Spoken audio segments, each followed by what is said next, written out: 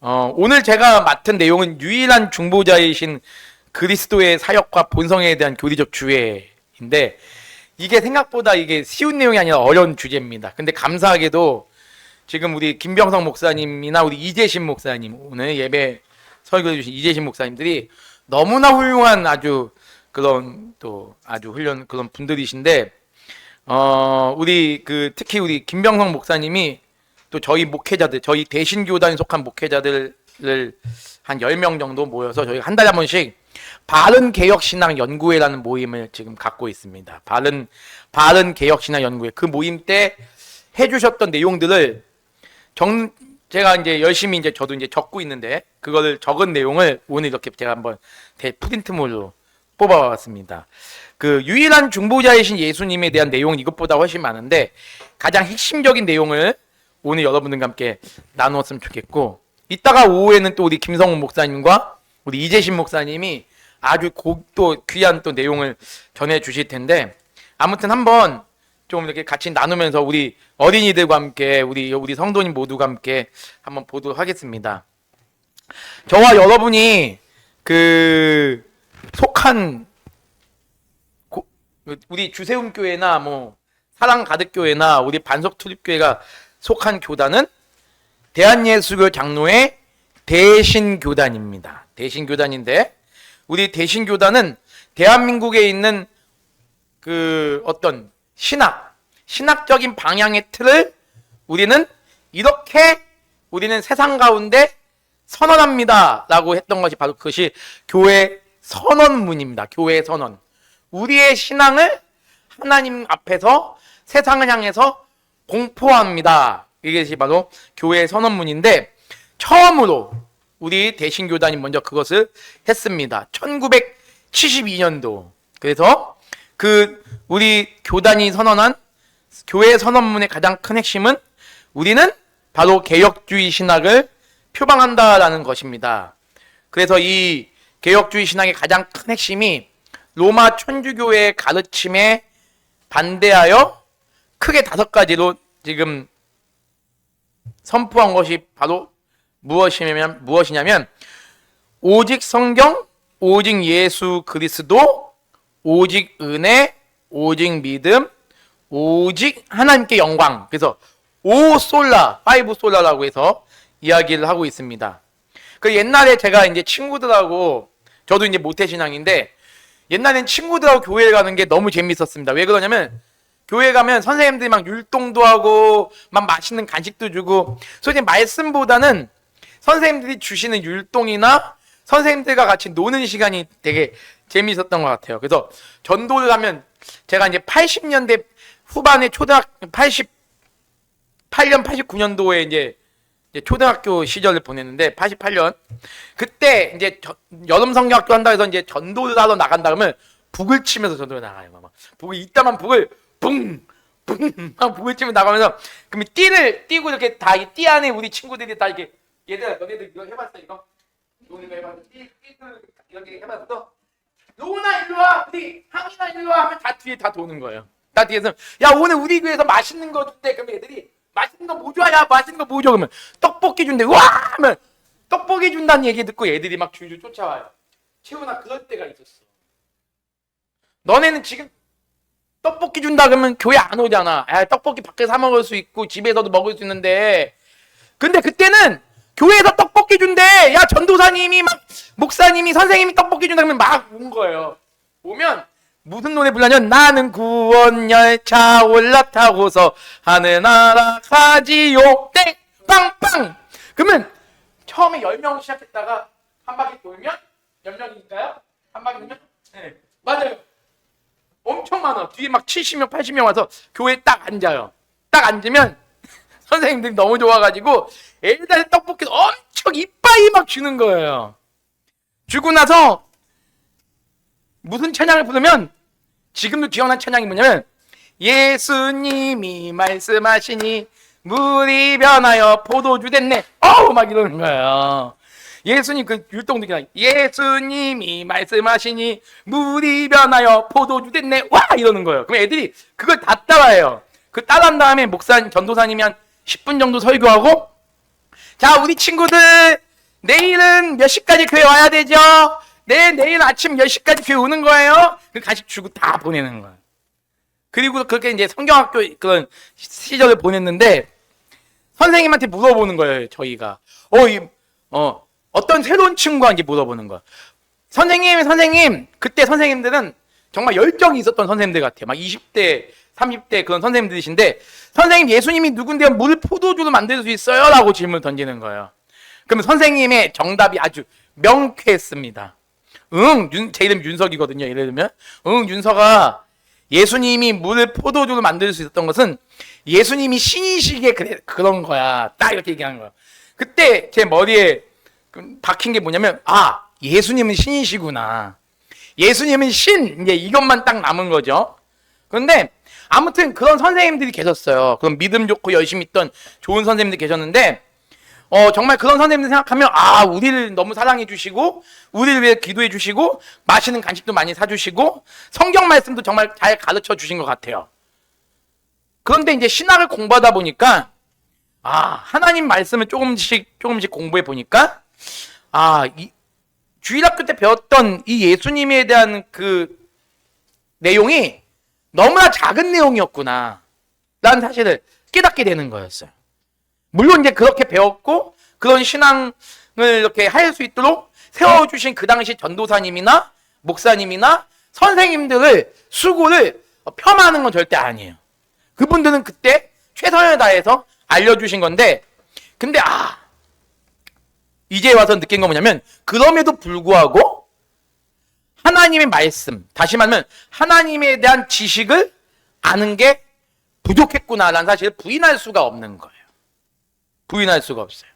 그러면서 단순히 내가 믿고 있는 예수님이 그냥 신이구나, 우리의 죄를 대신하여 죽으신 은혜 하나님이구나라고 정도만 이해하면 안 되겠구나라는 생각을 하게 됐습니다. 정말 주님의 바른 교회를 잘 세우기 위해서는 이 하나님의 말씀, 성경을 정말 제대로 알아야 되겠구나라는 생각을 하게 됐습니다. 그것이 주님의 몸된 교회에 유익이 되면 유익이 되지 해는 되지 않는다라는 생각을 하게 됐습니다. 그런 생각의 전환을 저한테 갖게 해준 게 바로 이 개혁신학이라는 내용입니다. 이 개혁신학의 내용을 보면서 그 당시 나를 가르쳐 주셨던 우리 선생님들도 열정은 너무나 훌륭했지만 이런 신학의 내용이 없었기 때문에 이런 한계가 있었구나라는 생각을 해보게 되고, 오히려 지금은 내 한계를 바라보면서 그럼 겸손한 마음으로 더 하나님의 말씀을 이렇게 알아보일 수 있었으면 좋겠구나라는 생각을 하게 되면서 여기까지 오게 된 것 같습니다. 우리 2페이지를 넘겨보면 웬 그림이 하나가 있습니다. 그림이 하나가 있는데요. 이 그림을 보면 이 설명이 앞에 있어요. 원래 제가 설명을 안 하고 이 그림만 딱 보여주려고 그랬는데, 여러분께 그냥 이게 보여드린다면, 이게 이탈리아의 그 르네상스 시대의 예술의 거장이었던 라파엘로 아시죠? 들어보신 분 계실 거예요. 라파엘로가 그린 삼위일체 하나님과 성인들이라는 그런 제목의 성화입니다. 그림을 보면 여러분들 봤을 때 좌측에 있는 분이 누구냐면 예수님이에요. 맨 위에 계신 분이 예수님이고, 우측에 하얀 털에 계신 분이 성부 하나님이에요. 그래서 예수님 좀 젊고 성부 하나님 좀 나이가 들어 보이게 그린 겁니다. 그러면서 밑에 보면 천사들이 꿇어앉아 있는 모습이 슬며시 보일 거예요. 슬며시 보이는데 그 옆에 예수님하고 성부 하나님 말고 그 옆에 혼자 약간 밑에 혼자 왕따처럼 앉아 있는 분이 한 분 계세요. 이분이 누구죠? 이분이 성령 하나님이에요. 성령 하나님이 왕따처럼 있는 거예요. 그리고 저쪽에 보면 예수님의 어머니 마리아가 있는데 마리아가 지금 안 보입니다. 지금 이게 지금 잘 안 보여요. 지금. 그리고 아무튼 삼위일체 하나님 딱 그린 거예요. 그리고 그 밑에 천사들이 무슨 향을 이렇게 올리고 있어요. 무슨 향을 올리고 있는데 그 향은 뭐냐면 그 밑에 수많은 사람들이 다 위를 쳐다보고 있잖아요. 이 수많은 사람들이 성인들입니다. 성인들.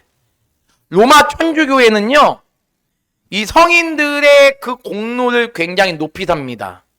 근데 저와 여러분이 알고 있는 훌륭한 신앙의 인물들이 많아요. 뭐 성경에 나오는 뭐 남성, 여성뿐만 아니라 교회 역사에 있는 수많은 믿음의 성인들, 대부분 천주교에서 말하는 성인들이라면 대부분이 순교자거든요.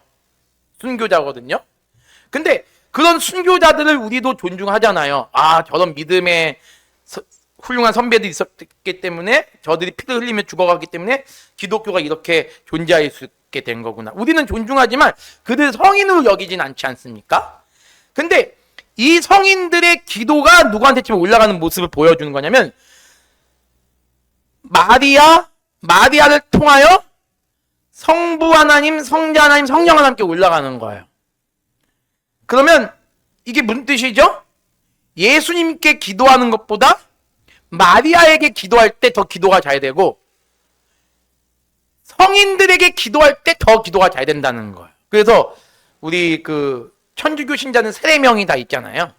그러다 보니까 그 자기 세례명, 자기가 태어난 날에 뭐 죽었거나 순교당하셨거나 아니면 태어난 그런 성인들의 이름을 땁니다.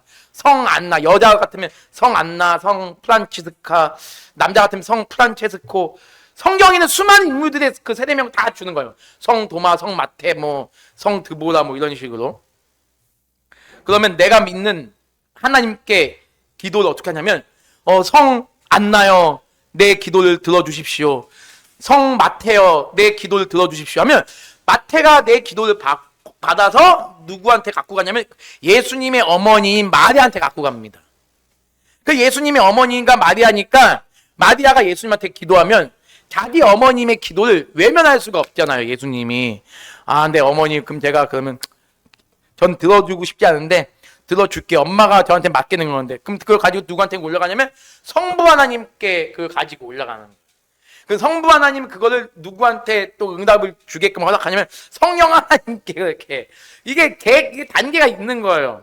그래서 천주교는 지금도 예수님께 기도하는 사람 제가 아는 분에게도 물어봐도 예수님께 먼저 기도하는 사람이 없어요. 다 자기의 수호성인 아니면 수호성인이 귀찮으면 마리아에게 기도하면 기도가 더 잘 응답받는다라는 생각을 갖고 있습니다. 그래서 지금 이 페이지의 내용은 바로 그런 얘기를 하고 있는 겁니다. 예수님의 어머니가 마리아나 성인들이 기도의 대상입니다 라고 얘기하고 있어요. 그래서 저는 이 중세 천주교의 모습을 보면서 이 당시 얼마나 많은 종교 개혁자들이 이것을 중보자의 개념을 가지고 얼마나 이거를 교회에 올바른 지식을 주어야 되겠는지 노력했다는 사실을 깨닫게 됩니다. 여러분 아시겠지만 루터 아시죠? 종교개혁자 루터. 루터가요 처음에 루터의 세례명이 뭐냐면 루터의 세례명이 베드로입니다. 예수님의 제자 베드로. 그러니까 루터는 늘 베드로에게 기도했어요.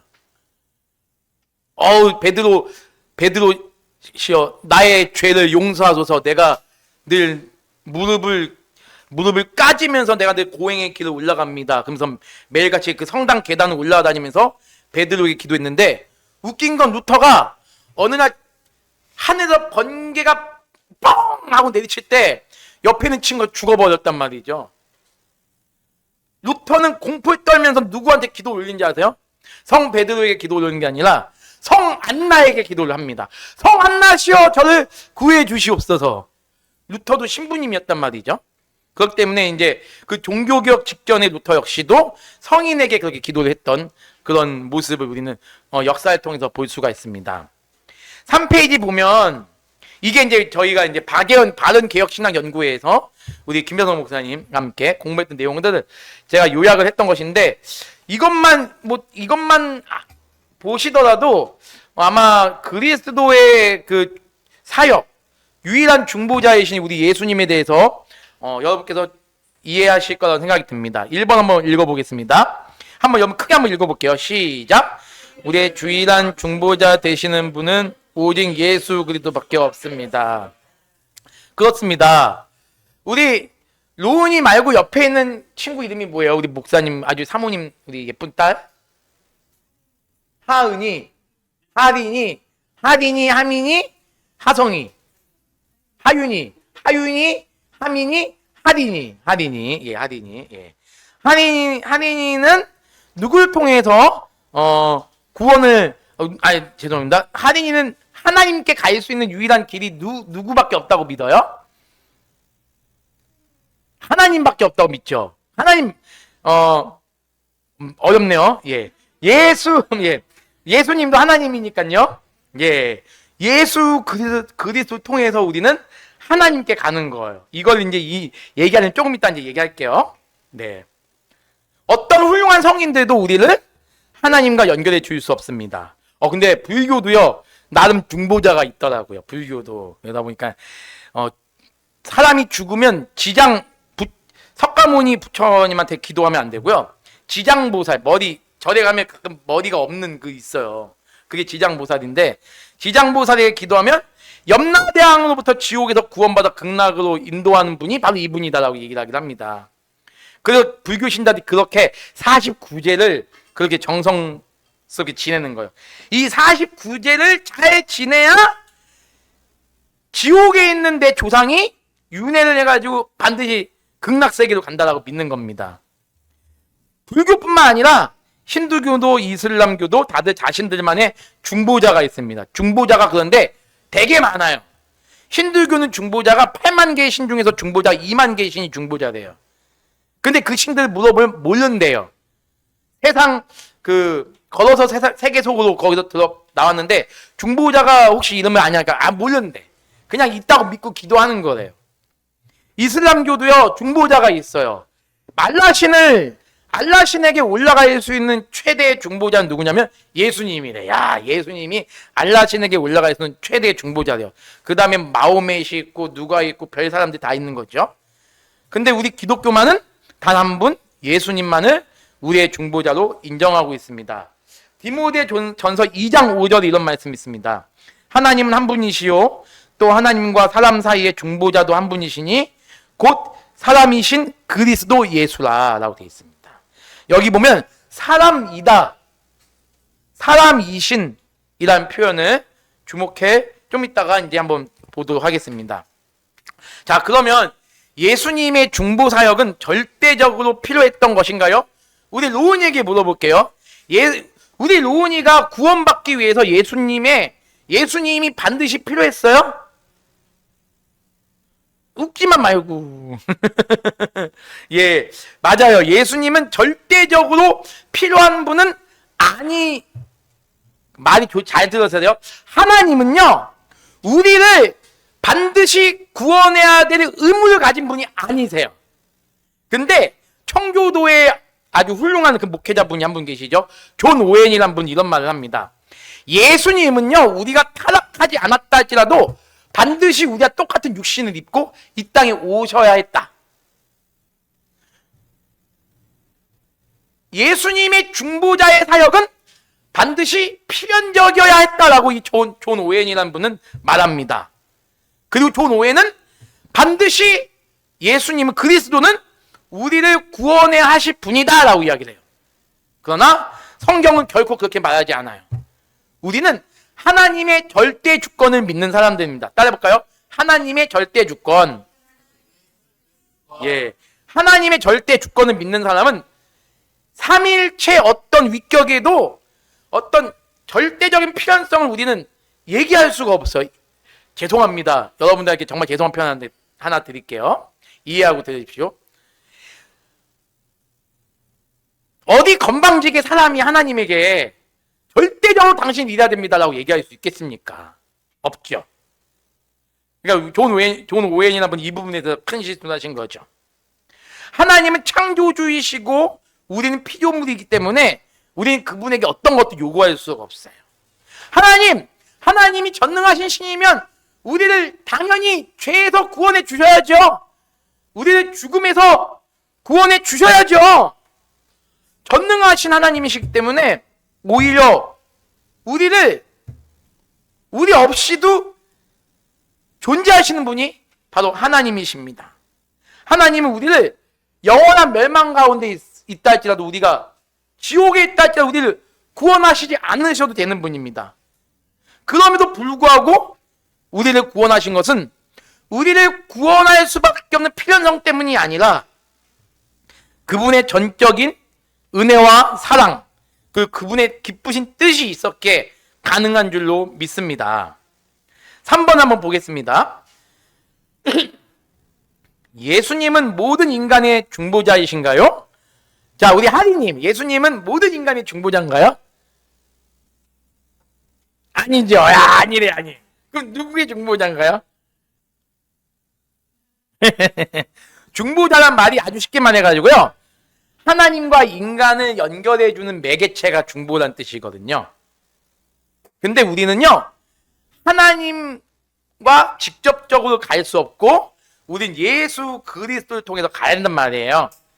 근데 이 예수 그리스도를 통해서 삼위일체 하나님께로 갈 수 있는 인간들이 다가 아니라는 거예요. 누구만 갈 수 있다?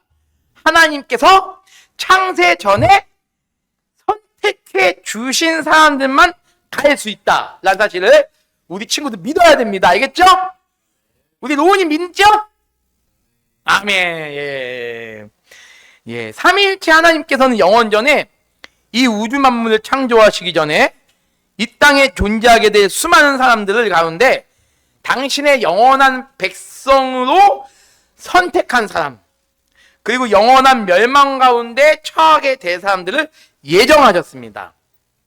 그리고 때가 되어 삼위일체 하나님의 제2위격인 성자 하나님께서 인간의 몸을 입으시고 이 땅에 오셨는데 그분이 바로 예수 그리스도이십니다. 그렇기에 예수님께서 영원 전에 삼위일체 하나님의 기쁘신 뜻 가운데 선택받기로 예정된 사람들을 위해 십자가에서 돌아가셔서 중보자의 역할을 감당하신 것입니다. 근데 여기 이거를 좀 더 쉽게 이야기할 거면 이렇게 이야기하면 될 것 같아요. 얼마 전에 저희 아내가 저기 앉아있지만 저희 아내의 큰 아버님이 돌아가셨어요. 그리고 몇 년 전에는 저희 집안의 할아버님이 돌아가셨습니다. 근데 저희 할아버지도 예수님 믿지 않았던 분이시고요. 우리 제 아내의 큰할아버지도 예수님 믿지 않았어요. 근데 그분들의 구원을 위해서 계속 기도를 했습니다. 하나님, 우리 할아버지가 돌아가시 전에 꼭 예수님 믿고 돌아가게 해주세요. 기도를 했어요. 근데 끝까지 예수님 믿지 않으셨어요. 예수님이 할아버지의 죄를 위해서 십자가에 달려 돌아간 사실을 믿으시면 할아버지 지금 돌아가시기 한 5분 전이에요. 구원 받을 거예요. 꼭 예수님 믿으세요. 했는데 끝까지 안 믿어요. 끝까지 안 믿고 결국에는 돌아가셨어요. 만약에 예수님께서 온 세상 사람 모두를 전부 중보하셨다면 지금까지 역사에 존재했던 모든 사람들은 전부 다 예수님을 통해 예수님을 통해 다 구원받아 천국에 가야 되는데, 한번 보세요. 이 세상을 떠날 때 우리 친구들 장례식장 안 가보셨죠? 장례식장 가면요, 예수님 안 믿고 돌아가신 분들 되게 많거든요. 그러면 그건 뭘로 설명을 할 거예요? 예수님 모든 사람의 중보자라면 모든 사람이 다 구원받고 다 예수님 믿고 천국 가야지. 근데 끝까지 예수님 안 믿고 돌아가신 분들은 그럼 어떻게 설명할 수 있겠어요? 우리는 이것만 보더라도 예수님은 모든 사람을 위해서 이 땅에 오신 게 아니다는 사실을 우리는 볼 수가 있습니다. 만약에 우리가 물론 그런 일은 없겠지만 우리가 딱 나중에 천국 갔는데 예수님을 믿지 않고서도 천국에 와 있는 사람들 보면 저 사람은 예수님도 믿지 않고 맨날 나쁜 짓만 하고 맨날만 그랬던 사람인데 천국에 와 있네? 그렇다면 성경은 가장 거짓말책이 되겠죠. 그러나 그런 일은 전혀 없을 것입니다. 우리는 그런 믿음으로 살아가야 됩니다.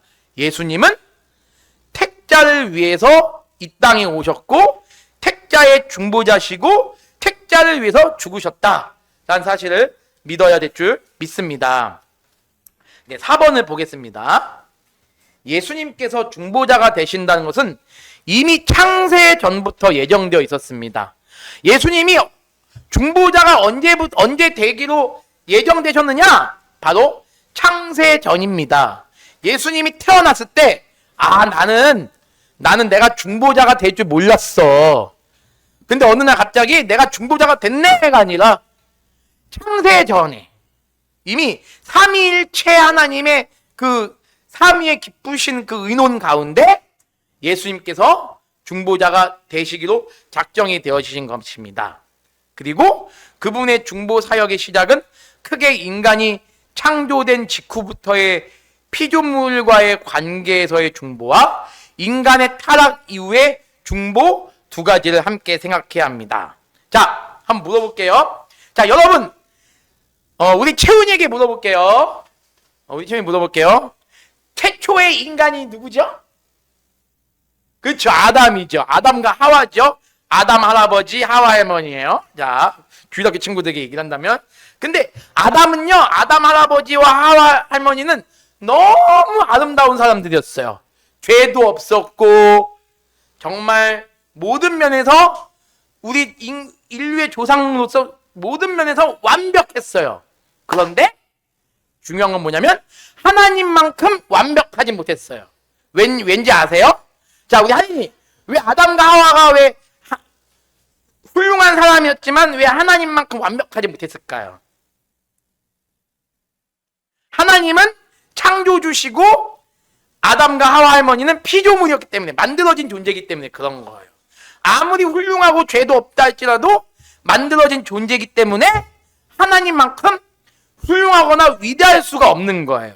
그렇기 때문에 그런 인간에게는 아무리 죄를 짓기 전에 인간에게도 역시 뭐가 있었다? 결점이 있었다. 결점이 있었기 때문에 우리는 이런 오해를 하면 안 됩니다. 예수 그리스도의 중보 사역이 필요한 이유는 우리의 죄로 인하여 이 죄를 용서해 주시고 우리를 하나님과의 관계를 회복시켜 주시기 위하여 예수님의 중보 사역이 필요하구나라고 생각하시면 안 돼요. 이미 예수님의 중보 사역은 이미 인간인 아담과 하와가 이 땅에 존재하기 시작할 때부터 이미 예수 그리스도의 중보 사역은 이미 시작이 됐던 거예요. 죄를 짓기 전부터. 왜? 인간은 하나님에 비하면 결점이 있는, 뭔가 부족함이 있는 상태였기 때문에 그런 부족한 존재가 영광의 하나님을 바라볼 수가 없는 거예요. 배울 수가 없는 거예요. 그렇기 때문에 여전히 그때도 우리 예수 그리스도의 중보자의 역할은 있었다라는 사실을 우리는 믿어야 될 줄 믿습니다. 5번을 보겠습니다. 우리가 나중에 천국에 갔을 때도 예수님은 우리의 영원한 중보자가 되십니다. 야, 여러분, 너무 간단한 얘기예요. 우리가 이 땅에 살면서도 당연히, 자, 한번 볼게요. 여러분들은 죄를 용서받았습니까? 죄를 용서받지 않았었습니까? 용서받잖아요. 저희는 의인이 됐잖아요. 그럼에도 불구하고 여전히 우리는 예수 그리스도 없이 하나님을 섬길 수 없잖아요. 예수 그리스도 없이 우리는 하나님께 갈 수가 없잖아요. 그렇기 때문에 우리는 날마다 기도할 때 어떻게 기도합니까? 예수 그리스도 이름으로 기도합니다 라고 하는 겁니다. 근데 중요한 건 천국에 가면, 우리가 천국 가면 완전히 성화가 됐기 때문에 천국에서 중보자가 필요 없을 거야 라고 생각할 수가 있어요. 그런데 우리는 여전히 천국에서도 예수 그리스도는 영원한 우리의 중보자이다 라는 사실을 믿으셔야 될 줄 믿습니다. 왜냐하면 우린 천국 가서도요, 천국에서도 우리는 그 지존하신 하나님과의 관계를 유지하기 위해서는 결국 누구밖에 없다? 역시 예수 그리스도밖에 없기 때문입니다. 우리는 예수님 없이는 결코 천국에서도 삼위일체 하나님과 교제할 수 없다는 사실을 우리는 믿어야 될 줄 믿습니다. 그런 믿음이 있다는 게 은혜잖아요. 그렇죠? 6번 한번 보겠습니다. 예수 그리스도는 인간과 관련하여서만 중보자이시지 이 세상과 관련해서 중보자는 아닙니다. 여러분, 이 사실도 좀 어려운 것 같으면서도 그렇구나라고 이해가 되실 거예요. 한번 우리 그 네 줄 전체 한번 읽어보겠습니다. 시작. 예수 그리스도 역시 삼위일체 하나님이신 제2격 성자 하나님께서 인간의 몸을 입고 오신 분이십니다. 삼위일체 하나님께서는 분리되지 않으시고 온 우주 만물을 다스리고 통치하시는 분이십니다. 그리스도가 중보하지 않으면 세상은 존재할 수 없다는 가르침을 위대한 개혁신학자인 헤르만 바빙크가 했는데 그분의 실수라고 말할 수 있습니다. 바빙크는 아주 훌륭한 개혁신학자 중에 한 명입니다. 근데 이런 분도 이런 실수를 해요. 예수님이 세상을 중보하신다. 근데 예수님은 방금 뭐라고 했죠? 성자 하나님, 삼위일체 하나님 제2위격이신 성자 하나님께서 인간의 몸을 입고 오신 분이시잖아요. 우리는 개혁신학에 있어서 성경의 내용을 토대로 우리는 이걸 고백해야 됩니다. 삼위일체 하나님, 성부, 성자, 성령은 결코 분리되거나 따로따로 사역하지 않으신다. 지금도 온 우주 만물을 통치하시고 다스리시는 분이 역시 성부, 성자, 성령, 삼위일체 하나님이시다. 그런데 성자 하나님이 중보자가 돼가지고 그럼 성부와 성령 하나님은 하나님께 이 세상을 하나님 제가 이 세상을 계속 잘 유지할 수 있게 도와주십시오라고 성자 하나님이 성부 하나님과 성령 하나님께 그렇게 기도하시지 않으신다. 성부, 성자, 성령은 동등한 권위와 동등한 능력으로 온 우주 만물을 다스리는 분이시지 그리스도가 이 세상을 위해서 중보하는 분이다. 이렇게 얘기해서는 안 된다라고 이야기할 수 있습니다. 좀 더 정확하게 말씀하면 예수 그리스도는 제가 좀 전에 말씀드렸죠. 3번에서 택자의 중보이시다 라는 사실을 기억하시면 좋을 것 같습니다. 7번 한번 읽어볼게요. 시작! 타락한 인간을 구원하고 하나님과의 관계를 회복하기 위해 이 땅에 오시는 중보자는 반드시 인간이어야만 하는 동시에 하나님이셔야 했습니다. 네, 그렇습니다. 우리는 예수 그리스도를 완전한 하나님이라고 믿고 동시에 완전한 인간이라고 믿습니다. 인간이 죄를 지었기 때문에 인간의 죄를 용서할 수 있는 수단은 어떤 동물도 될 수 없고 어떤 식물도 될 수 없는 거죠. 오직 인간만이 인간의 죄를 용서할 수 있는데 이 세상에 있는 모든 인간들 가운데 죄가 없는 인간은 아무도 없기에 하나님이 인간이 되셔서 이 땅에 내려올 수밖에 없었던 것이고 죄 있는 인간을 용서하시기 위해서 반드시 죄 없는 인간이 있어야 되는데 죄 없는 인간은 없으니 죄 없으신 하나님이 내려오셨으니 그분이 바로 예수님이십니다 라는 사실을 우리는 믿어야 될 줄 믿습니다. 자, 8번 보겠습니다. 한번 크게 읽어보겠습니다. 시작! 예수 그리스도의 인격은 이성 1인격입니다. 즉 신성과 인성이라는 두 본성으로 존재하시면서 동시에 한 인격입니다. 맞아요. 그렇습니다. 이성 1인격. 예수님은 두 가지 본성을 갖고 계십니다. 인성과 신성. 그렇죠? 우리들은 어떻습니까? 우리들은 일성 1인격이죠? 일성 1인격이죠. 우리는 인성과 한 인격입니다. 그런데 예수님은 유일하게 신성과 인성으로 존재하시는 분은 예수님밖에 없다. 그러면 성부 하나님과 성령 하나님은요? 성부 하나님과 성령 하나님은 뭐죠? 인성이 없으시잖아요. 우리는 이 사실을 반드시 우리는 알아야 됩니다. 인성이 있으신 분은 예수 그리스도밖에 없어요. 성부 하나님, 성령 하나님도 인성이 없으십니다. 신성만 존재하시고 예수님은 완벽한 신성과 완벽한 인성을 가지시고 그리고 근데 중요한 뭐냐면 신성도 인격이 있는 존재잖아요. 신성이 인격이 없으면 신입니까? 아니잖아요. 인격이 있어야죠. 우리는 하나님 인격적인 분으로 오늘 고백하잖아요. 무속신앙을 믿는 사람들은 햇님을 믿고 달님을 믿고 나무를 믿고 돌을 믿고 바다를 믿는 근데 그 그거는 뭐예요? 인격이 없잖아요. 해한테 인격이 있습니까? 달한테 인격이 있습니까? 그러면서도 믿는 거잖아요. 근데 우리가 믿는 하나님은 뭐예요? 인격이 있으신 분이시잖아요.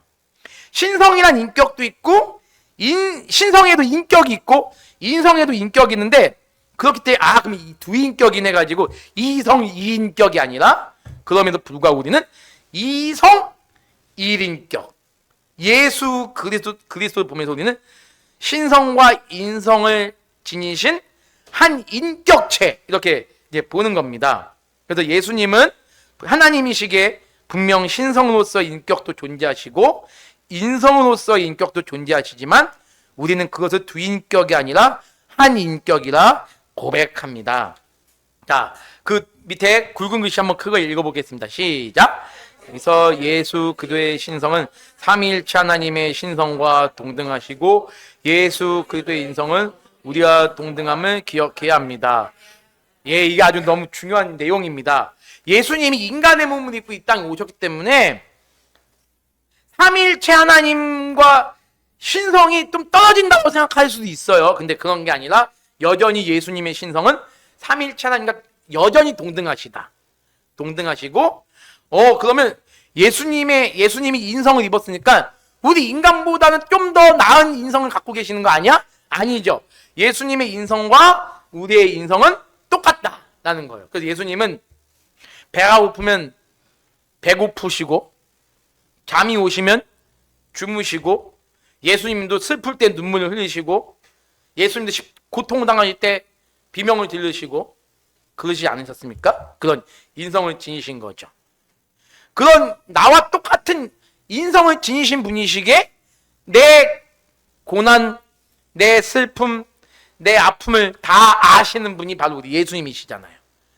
그리고 자 보세요. 예수님은 인성을 갖고 계신 분이시기에 충분히 예수님도 우리가 똑같은 인성을 갖고 계신다면 죄를 인성만 가지고 계신 분이시라면 예수님도 역시 죄를 지으실 수도 있었을 겁니다. 그런데 예수님이 죄를 짓지 않는 이유가 무엇이죠? 예수 그리스도의 신성이 예수님의 인성을 보호해 주신 거기 때문에. 그럴 때 예수님은 거룩한 하나님이요, 거룩한 인간, 완벽한 인간으로 존재할 수 있었던 것입니다. 이 사실을 믿으시기를 바랍니다. 이제 얼마 안 남았습니다. 이제 9번. 예수님의 인성의 필요성과 신성의 필요성을 이해하는 것이 매우 중요합니다. 예수님이 왜 인성을 가지고 이 땅에 오실 수밖에 없었을까요? 왜 인간의 성질을 가지고 이 땅에 오실 수밖에 없었을까? 한번 읽어볼게요. 시작. 인간 대신에 형벌을 받으셔야 할게 인성이 필요합니다. 그쵸? 예수님이 인간의 고통을 겪어야 되기 때문에 인성이 필요할 수밖에 없었던 거예요. 죄라는 건 그만큼 무서운 것입니다.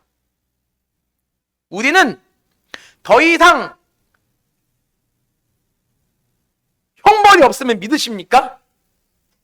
과거, 현재, 미래의 모든 죄가 예수 그리스도의 보혈로 말미암아 모두 다 용서받으신 줄 믿으시죠? 그렇기 때문에 우리에게는 이제 형벌이 없잖아요. 그럼 우리가 당해야 될 그 형벌이 없기 때문에 우리는 그 형벌의 무서움을 모른단 말이죠. 그 무서운 잔인함, 비참함. 근데 그 잔인함과 비참함과 그 고난을 누가 대신 받는다? 예수님 대신 받으셨기에 우리는 그 형벌이 없는 거죠.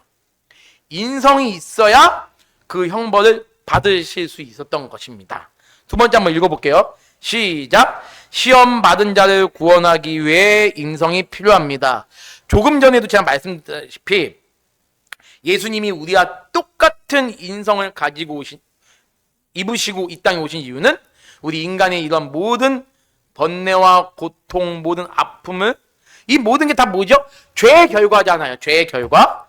그렇기 때문에 예수님은 우리의 모든 것들을 다 알고 이해하시는 그런 분으로서 이 땅에 오셨다는 사실입니다. 그 다음에 다 읽어볼게요. 시작. 죄 대속을 위하여 인성이 필요합니다. 예수님은 죄가 없으신 인간의 모습을 입고 이 세상에 오신 것입니다. 죄가 있는 모습이라면 안 되겠죠. 죄가 있는 모습이면 안 될 것입니다. 2번, 신성의 필요성. 무한한 가치와 제사와 율법의 완전한 순종을 위하여 신성이 필요합니다. 율법을 완성하실 수 있고 인간의 그 무시무시한 그 죄를 해결할 수 있는 그 제사들, 그것을 완벽하게 순종할 수 있는 분은 오직 하나님밖에 없으시죠. 그래서 우리 예수님은 신성으로 존재하고 계시는 것입니다. 하나님의 진노에 대처하기 위하여 신성이 필요합니다. 인성은요, 하나님의 진노를 받을 수가 없어요.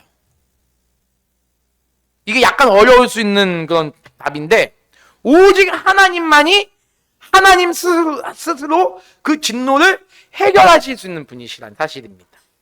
그거를 지금 우리에게 신성이 필요합니다. 그리고 세 번째, 구속의 효과를 적용하기 위하여 신성이 필요합니다. 이거는요, 인간은 누구도 하나님에게 죄에 대한 구속의 어떤 효과를 하나님 받으십시오라고 요구할 수가 없어요. 오직 하나님만이 하실 수 있는 일입니다. 그래서 하나님이 인간이 되셨다라는 사실을 믿는 것이 가장 중요합니다. 자, 10번입니다. 자, 한번 읽어볼게요. 시작. 네, 전 그리스도. 그러니까 그냥 이 토투스 크리투스라는 이 말은요, 그냥 여러분이 아주 쉽게 이해를 한다면 그리스도의 완벽함이라고 이해하시면 됩니다. 그리스도의 완전함이라고 이해하시면 되는데요. 한번 이렇게 볼게요. 제가 적어봤습니다. 구약 시대는 그리스도께서는 신성만 가지고 계셨습니다. 충분히 되시죠? 구약 시대는 우리 그리스도께서는 인성은 안 계셨어요. 그럼에도 그분은 여전히 토투스, 전 그리스도로 존재하셨습니다. 육신이 없었기 때문에 완전한 그리스도가 아니네가 아니라 여전히 그리스도는 완전한 그리스도로 구약 시대에도 존재하고 계셨습니다. 그렇기 때문에 인간의 몸을 입은 직후부터 예수님이 토투스로 존재했다는 말은 이건 잘못된 것입니다. 그런데 이미 예수님이 지금은 인성을 입고 계시잖아요. 인성을 입고 계시기 때문에 더 이상 예수님에게는 더 이상 어떤 것도 필요가 없는 거예요. 그래서 우리 주님은 영원히 토투스로 존재하고 계시는 분이십니다. 자, 그다음에 굵은 글씨 한번 읽어볼게요. 시작.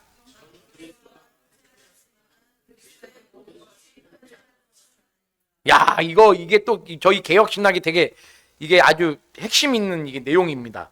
전 그리스도가 편지하시지만 그리스도의 모든 것이 편지하는 것은 아닙니다. 자, 지금 우리 예수 그리스도께서 지금 이곳에 지금 계십니까? 안 계십니까? 계시죠?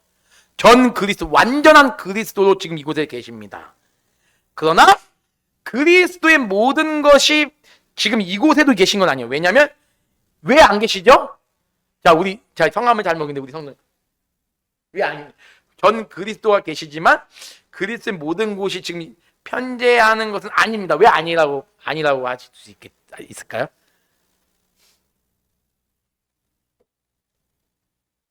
그 혹시 우리 집사님이신가요?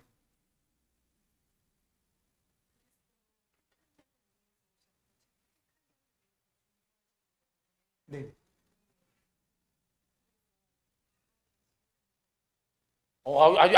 아주 귀한 말씀을 해주셨어요. 귀한 말씀 해주셨는데, 근데 물론 택한 자들을 위해 지금 그리도 오시고 하셨지만, 그럼에도 불구하고 온 우주 만물을 창조하신 분으로서 아니 계신 곳은 없으시잖아요. 편재하신 어디든지 우리 그리스도는 다 삼위일체 하나님은 다 계시잖아요. 어디든지. 근데 그리스도만 딱 떼어놓아서 보는 이유는 뭐냐면, 여기서 키포인트는 몸. 예수 인성과 몸은 다르거든요. 예수 그리스도께서 인성을 가지고 자, 그럼 한번 이거 좀 어려운데, 예수님이 지금 신성과 인성을 가지시고 지금 이 땅에 계십니까? 안 계십니까? 여기에 예수님이 신성과 인성을 가지시고 이 땅에 계십니까? 안 계십니까?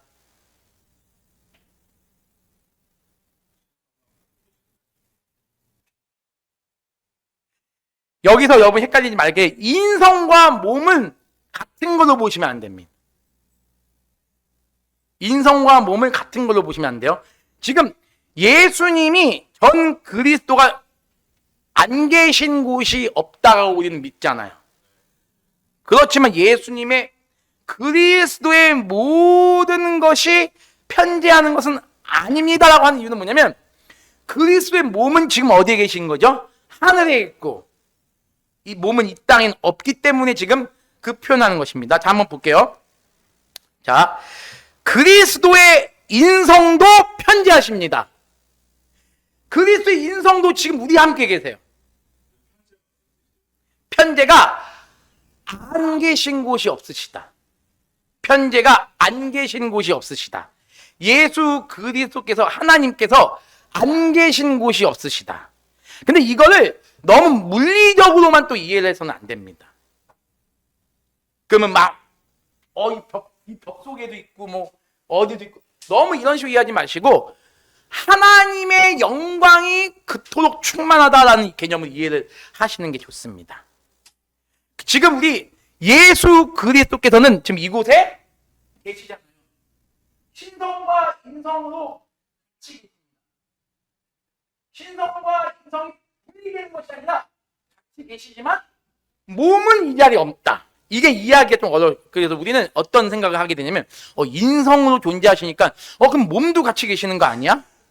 몸과 인성을 같이 해야 된다, 이렇게 생각할 수 있는데, 인성과 몸은 구분해서 생각을 하셔야 됩니다. 사실을 여러분이 기억을 하셔야 됩니다. 그래서 만약에 우리가 예수님의 인성을 몸과 같이 결부시키는 순간 우리는 루터 교회의 신학으로 빠질 수밖에 없어요. 그래서 루터 교회는 성찬식을 할 때 어떻게 하냐면, 우리는 예수님의 신성이 우리 이곳에 계신다라고 믿고 우리 성찬식 할 때 이렇게 얘기하는, 성찬할 때 우리 여기 있는 성도님들은 삼위일체, 성부, 성자, 성령 하나님이 함께 이 성찬의 자리에 임재한다고 믿고 하시잖아요. 근데 거기 여기서 딱 떼어서 예수 그리스도는 인성과 신성이 함께 우리는 존재한다고 또 믿습니다. 근데 루터 교회는 삼위일체 하나님이 이 성찬의 이 성찬의 자리도 함께 하신다고 믿어요. 여기까지 가요. 근데 이 인성을 몸하고 생각을 해보니까, 몸하고 같이 이퀄 관계를 이렇게 보니까, 예수 그리스도의 몸이 실제로 우리 성찬 가운데 임하신다고 생각합니다. 그럼 우리는 어떻게 보면 로마 천주교회 화채서유가 똑같은 생각을 할 수밖에 없다라고 생각하는 거예요. 이 루터 교회는. 그래서 실제로 그 성찬에 사용된 떡과 포도주에 예수의 몸이 함께 있다고 루터 교회. 그래서 성찬에 포도주를 마시고 떡을 먹을 때 그것이 마치 천주교에서 말하는 예수님의 살과 피로 본질이 변화되는 것처럼 이해를 합니다. 근데 저와 여러분이 다니는 우리 장로교회는 어떻게 여기죠? 성찬을 할 때도 모든 순간에도 다 삼위일체 하나님 함께 계시지만, 특별히 예수 그리스도께서 우리와 함께 계실 때는 신성과 인성이 같이 계시기에 같이 계시지만 몸은 없다고 믿는 거예요. 몸은 없다. 몸은 어디 계시죠? 하늘에 계시고 몸은 이곳에 없다. 그러니까 인성과 몸을 이퀄 관계로 여기시면 안 됩니다. 알겠죠? 예, 이걸 여러분 좀 기억하시면 됩니다. 자, 이제 거의 끝날 때가 다 됐습니다. 네? 너무 이게 몸과 인성이 이게 자꾸 헷갈릴 수 있으니까요. 예, 근데 그러니까 몸도 같이 있는 거 아닌가? 예, 이거는 쉽게 바뀌지 않는 그런 용어일 것 같아요. 인성이란 말을 대처할 수 있는 그게 없을 것 같습니다. 11번 볼게요. 이게 11번이 그겁니다. 한번 읽어볼게요. 시작. 우리는 예수 그리스도께서 분명히 전 그리스도로 편지하고 계신 가운데 임재하신다는 생각을 가지고 있어야 됩니다. 이 10번, 11번이 예수 그리스도의 중보 사역과 관련해서 가장 설명하기 어려운 부분이긴 해요. 그래서 보세요. 성찬 때 예수님께서는 성령을 통해 임재하신다고 생각하시면 안 돼요. 예수님이 성령을 통해서 임재한다고 생각하는 순간 뭐예요? 그거는 성령을 높이는 게 아니라 성령을 오히려 도구로 만들어 버릴 수 있겠다라는 생각을 하셔야 됩니다. 예수님 스스로 이곳에 계신다. 성부, 성자, 성령, 삼위일체 하나님 모두 스스로 이곳에 계신다. 주체적으로 계시는 거예요. 누구를 통하여 수동적으로, 능동적으로 계시는 것이 아니라 주체적으로 계신다라는 사실을 믿는 것이 중요합니다. 아까 이 말 10번 전 그리스도의 명칭 여러분이 분명히 잘 기억하셔야 됩니다. 구약시대 때도 예수님께서는 몸은 안 계셨지만 여전히 전 그리스도로 신성만 가지고도 전 그리스도 존재하시는 분이시고, 신약시대에 와서는 이제 인성을 입으신 이후에는 뭐예요? 영원한 토투스로 존재하고 계신다라는 사실을 믿으셔야 됩니다. 마지막입니다. 12번 그리스도의 삼직. 이건 너무나 쉬우시죠? 자, 한번 읽어볼게요. 시작. 선지자로서의 사명, 왕으로서의 사명, 제사장으로서의 사명. 그래서 이제 뭐 루이스 벌코프는 이것을 구분을 이렇게 해서 설명을 해놨는데, 왕은 온 우주 만물의 왕으로서 예수님을 말하고 있고, 선지자와 제사장은 이제 택자를 향하신 하나님의 예수님의 사역으로 말하고 있습니다. 그래서 선지자, 왕, 제사장의 사역. 근데 이걸 굳이 우리는 구분할 필요는 없을 것 같아요. 근데 이렇게 보통 통상적으로 이렇게 구분을 하고 있다라고 생각을 하시면 될 것 같습니다. 예수 그리스도의 사역과 그분에 대한 속성에 대해서는 이것보다 더 많은 내용들이 있습니다. 근데 이제 저의 그 지식의 미천함과 그냥 한계로 인하여 가장 중요한 부분들만 한번 나열해 봤는데, 여러분께서 한번 보시고 궁금한 게 있으면 우리 김성욱 목사님이나 이재신 목사님이나 김병헌 목사님에게 여러분께서 함께 나눠주시면 좋을 것 같습니다. 이상 마치도록 하겠습니다. 감사합니다.